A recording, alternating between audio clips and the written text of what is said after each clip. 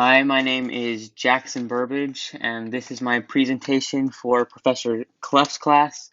My presentation topic is on the English Civil War from the years 1642 to 1649. So the English Civil War was a war fought in Great Britain, in England, from the year 1642 to 1649. Although the war began in 1642, a lot of the fighting and disagreements and disputes that caused the war started 13 years prior in 1629.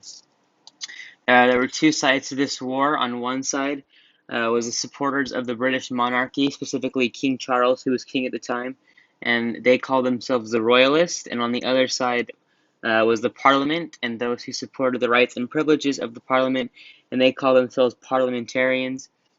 Most people in England at this time did not support the idea of a war, and a lot of the lords and leaders from certain villages and towns would often create their own military personnel and keep them outside gates to prevent any royalists or parliaments from starting a war or staying near their towns. So the royalists were those who fought for and defended King Charles. Their headquarters were located in Oxford, in the northern part of England, and they had support from Western and Northern allies like Wales and Ireland. The goal for them in this war was to retake the city of London and give King Charles all of his powers back that had essentially been taken away from him years ago by Parliament. The parliamentarians were made up of the Parliament themselves and those who supported them. They controlled the southern part of Britain, including the capital city of London, and had access to more wealthy land and important trade routes, as well as the navy. The Parliament gained support from the Scottish. So the reasons for the war, they were political and religious. The war was being fought because of the actions that King Charles took against Parliament earlier. He did not support the Parliament, he did not trust them, so he went and governed without them, and this made the Parliament very angry. On the religious side, um, England at the time was influenced by the Church of England. So when Charles married Henrietta Maria, a Catholic from the neighboring country France, and she started implementing Catholic rules on the Church of England and forcing them to do Catholic religious ceremonies and services that did not sit well with the people, and it caused them to grow angry. So what exactly started the war? The war was started when King Charles had had his last disagreement with Parliament. As a result, growing tensions from the Parliament with religious groups. Ireland started a rebellion in their own interest of restoring Catholicism to what it used to be. And King Charles wanted the Parliament to fund the war against the Irish, but they refused.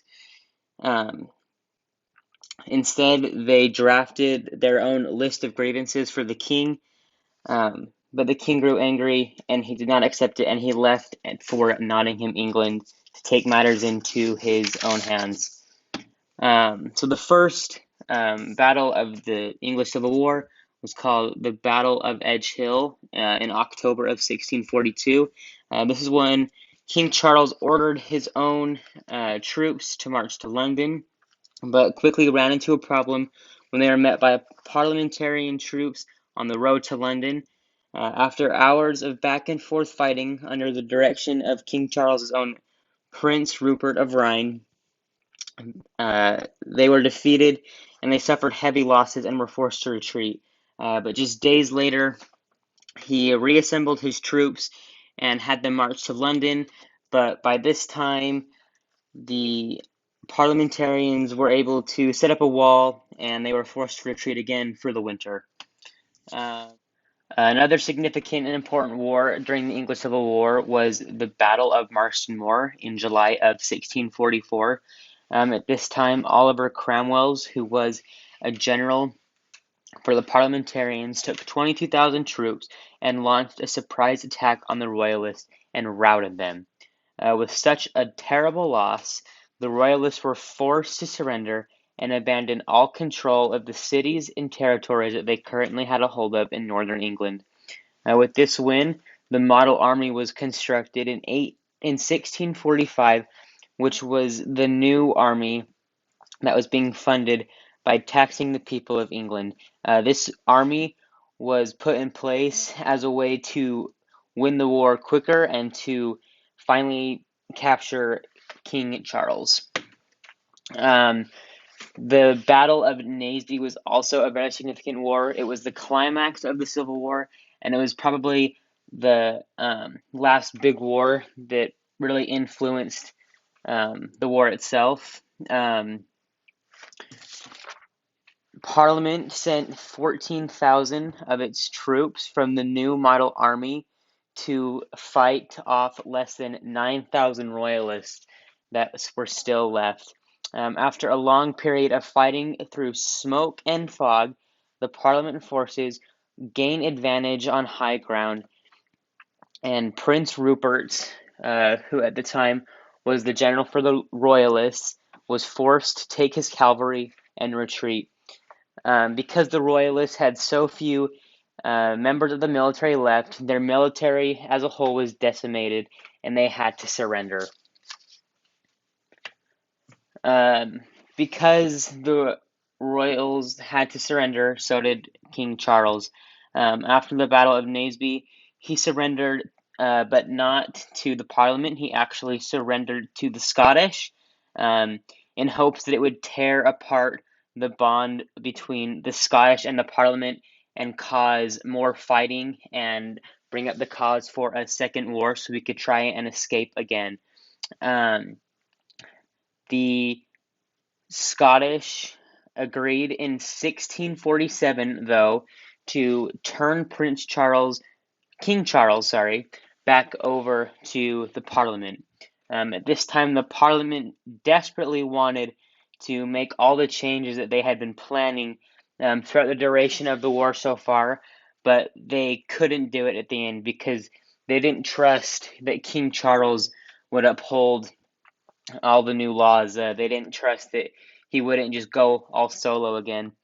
With the war over, many civilians were calling for an end to the taxation for the new army that the Parliament had set up, but military leaders for the new army refused and threatened the Parliament with guns and another war, if they took away their money. This caused tensions to resurface and put them on the brink of a second war.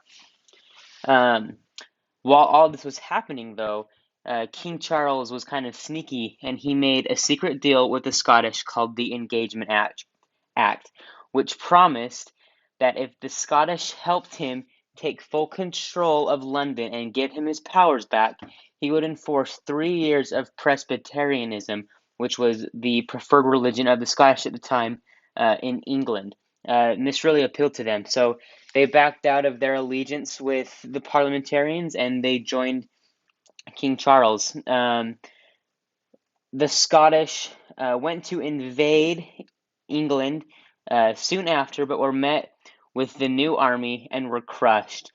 King Charles at this point had nowhere else to go and was captured by the Parliament, and in 1849, in the month of January, he was executed and put to death.